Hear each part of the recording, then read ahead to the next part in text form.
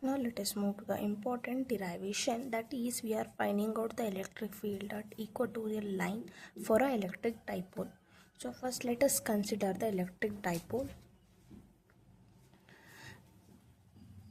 Positive Q and negative Q charge, which is separated by a distance of 2a, and obviously this is also a and this is a. We are finding it out in an equatorial position.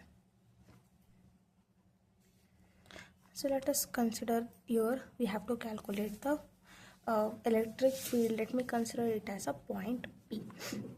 So let me consider the distance from this point to this point is R distance. So this is A, this is R.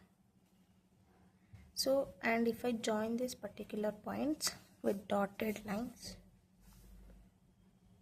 let me join this. You know that Pythagoras theorem, by Pythagoras theorem, what will be the length of this if I consider this as x? So x will be equal to, what is that? That is root of a square plus r square, that is applying the Pythagoras theorem. So therefore this is root of r square plus a square or a square plus r square, this distance. Okay, so now let us consider the electric field at point P. See, diagram drawing is very important. We know that from positive charge always electric field lines will start from positive charge, right? Electric field line at by this positive charge at point P will be like this. Okay, so that is because positive charge, electric field line starts from positive charge, so it is moving like this. Okay, and next in negative charge, that is we know that electric field line will start from positive and ends at negative. So ends at negative means the electric field line at point P for the negative charge should be towards the negative charge like this. Okay, so after this we know that, so here, so we have this particular lines which is not there in x-axis and y-axis. So whenever the lines are not in their axis, then we have to split the lines along x-axis and y-axis. Okay, so that is this particular line we have to split it to the x-axis as like this, which will become, this is what electric field line, right? It will become EA cos theta. Okay, that is electric field line, so that is E, you can take it as E. Okay, so and next is along y-axis, therefore this will become E sin theta. Okay, along x-axis E cos theta, along y-axis E sin theta. Similarly, we have direction towards minus q. Once again we have to split its component towards x-axis 1, which will become E cos theta, and towards y-axis 1, that is E sin theta. Okay, this is what you have to show in your diagram. Okay, I think diagram is clear for you. So that is your E sin theta and E sin theta get cancelled, so remaining the electric field, the summation of electric field at point P is, that is EA cos theta plus EA cos theta, that is 2EA cos theta. We cannot write like that. Let me show you how to write that. So first you have to give the introductory lines like this. Whenever you have the derivation, I already said you have to give some introductory lines, that is, let us consider an electric dipole and consider a point P on the equatorial line where the electric field is measured. So next, electric field at point P is equal to electric field, what is that? E sin theta, E sin theta has been cancelled because the same quantity but opposite in direction, right? So remaining is the thing which is in the same direction, that is from this component, that is EA cos theta, and from this component EA cos theta. Therefore we have to write that as that is E cos theta. So it's nothing but EA is nothing but I'm giving some variable, that's it. Okay, you can consider E cos theta. Okay, that is E cos theta. Okay, plus E cos theta. Okay, that is here P cap you have to write because this is from the positive. Okay, P cap, and next E cos theta minus P cap, right, because due to the negative charge. What first thing I have written is for positive charge, and second thing what I have written is for negative charge. Therefore I have to write the component, that is the dipole moment is there. Now this is dipole moment, right? Because we have taken electric dipole, so I am writing the p cap, and here I have to take negative p cap because it is towards negative. Okay. So after writing the introductory lines, we have to calculate the electric field at point P. Electric field at point P will be equal to electric field at what we have calculated, that is E cos theta, E cos theta. Okay. So and remember, so we will taking E cos theta, right? And we have to take all minus. Why? Because see, understand, always remember the direction of electric field is always from positive to negative, right? And but direction of the electric dipole moment is negative to positive. Okay, dipole moment direction, okay, is from negative to positive, and electric field direction is positive to negative. So as dipole direction is negative to positive, so if I consider this is a dipole moment, the dipole moment direction is negative to positive like this. Okay, but the electric field, the resultant electric field what we got from both the positive and negative charge is in this direction. So as they are opposite in direction, we have to take all negative. Okay, so if we first we will write that electric field at point P as E cos theta p cap, okay, and E cos theta p cap. Okay, we have to take all negative. This is because I have already said electric field direction is in this direction and dipole direction is in this direction, opposite in direction, so we have to take negative. This is how you have to start the things. Okay, and next thing, what is the thing is, we can take electric field at point P is equal to electric field line at point P is equal to, we can take the that is cos theta and minus and p cap outside.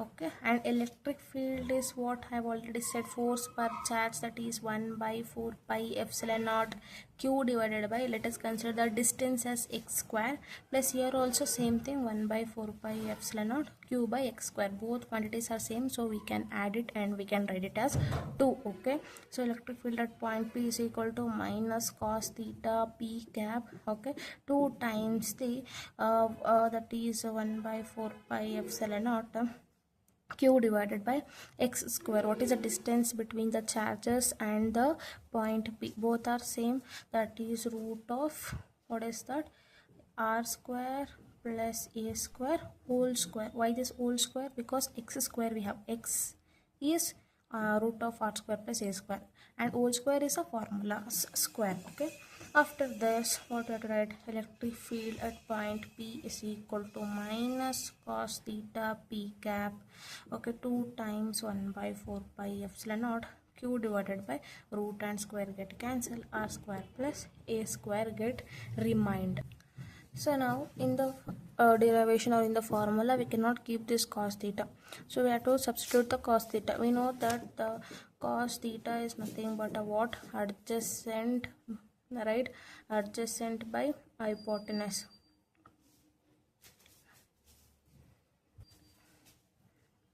By hypotenuse, right? So if I consider this angle as theta, so which is the adjacent side here, this is the adjacent side, right? And next, which is a hypotenuse side here, this is a hypotenuse side. So what I can write, I can write it as cos theta. Okay, so cos theta is equal to, what is the adjacent, that is a divided by hypotenuse is root of r square plus a square. Okay, so now substitute this particular thing in the equation, that is electric field at point P is equal to minus a divided by root of r square plus a square, okay, 2 times q, okay, and divided, that is 4 pi epsilon naught r square plus a square. Now see, if you observe this one, we have q into 2a, right? This is q into 2a. We know that the dipole moment, electric dipole moment, P is equal to q into 2a. So can I write this q into 2a as p, that is electric dipole moment. Yes, and another one thing is, here we have r square plus a square root. Root is nothing but a power has been raised to the power, that is r square plus a square whole power 1 by 2. Okay, into we have this r square plus a square, right? So here what we have to do, that is a into b is, that is we have to do, that is a to the power of m. Do you remember this one? A to the power of m, and a to the power of n is equal to a to the power of m plus n. Okay, this is the formula. So we have to add this power 1 by 2 plus 1 is nothing but a what? 3 by 2. So therefore I can write electric field at point P is equal to minus, as it is, q into 2a as P. Okay, and let me write first 1 by 4 pi epsilon naught. Okay, so P divided by, here I have already said root of r square plus a square is nothing but r square plus a square whole power 1 by 2, and here r square plus a square is there. So 1 by 2 plus 1 is nothing but a 3 by 2. So r square plus a square whole power 3 by 2. Therefore we got the formula, very important formula, electric field at point P is equal to minus 1 by 4 pi epsilon naught vector P. Let me write it as vector P because I left this P cap, right? Oh, I left P cap everywhere. See, oh, here it is there, but here from here I left. Okay, P cap is there, no? So P into P cap is P vector. This is, you remember this one. Whenever you are writing vector, is nothing but its magnitude and its direction, unit vector. Okay, so there we were having the P into P cap, that will be equal to P vector. So here you are writing P vector. Okay, so next here we can take another one condition, that is, if R is much greater than A, then we can consider electric field at point P is equal to minus P vector, that is 1 by 4 pi epsilon naught. Okay, let me consider here, divided by r square whole power 3 by 2. We are neglecting the a. Okay, so your square and your 2 get cancel. What is left is electric field at point P is equal to minus 1 by 4 pi epsilon naught P vector divided by r cube. Very important relation. So if I consider the last one, that is what is told about your electric field and axial line, what we got as 1 by 4 pi epsilon 2p by r cube. Okay, but here electric field we got as p cube by r cube, right? So if I consider, I can take E axial is equal to minus 2 times the E equatorial. Okay, E equatorial. This is very important relation. So let me consider it as a note only. Take it as a note. E axial is equal to minus 2 times the E equatorial. Okay, I think hope you understand the derivation. The diagram is very important. By diagram only you are taking all the condition. So if you not understand, please see the video once again, pause the video and make it understand. Diagram is very important. Okay, let us move to the next derivation. So now my dears, now let us move on to the next thing. So that is note 3 and note 4. I have already given 2 notes for you. Now take down the note 3, that is, whenever your electric dipole moment is present in non-uniform electric field, very important for MCQs. They have asked many times, it experience both force and torque. See, non-uniform electric field means there is no uniformity. Okay, the electric field lines like this, anything direction it will be there. At that particular time, it will experience, if I consider the electric dipole, it will experience both the force and the torque. Okay, as it is experiencing force, it will exhibit a translational motion, that is a linear motion. If okay, and as there is also torque, so it will experience a rotational motion. Okay, And next thing is when an electric dipole is present in uniform electric field, that is uniformity. Okay, if there is a uniform electric field like this, then obviously it does not experience a force, it will experience only the torque, therefore it will exhibit only the rotational motion. See, I have told you some important point, that is mark this non-uniform, this force, rotational, that is torque, translational and rotational, and this uniform and torque and rotational. Okay, these are all very important thing what I am saying now.